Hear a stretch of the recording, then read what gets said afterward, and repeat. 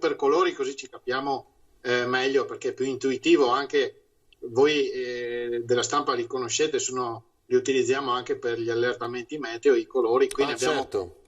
ne abbiamo ne abbiamo inserito uno in più, che è quello azzurro, quello che siamo adesso. Insomma, ne abbiamo fatti 5 anziché 4. Per quanto restiamo in quella azzurra? E questa è una domanda da 100 miliardi. Ovviamente stiamo lavorando sulle proiezioni, sulle simulazioni. Sono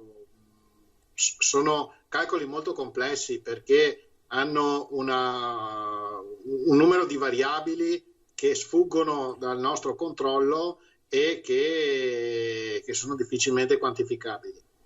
Però se continua così la crescita, posso dire che passeremo alla fase gialla già, adesso do l'anticipazione, ma non vorrei creare...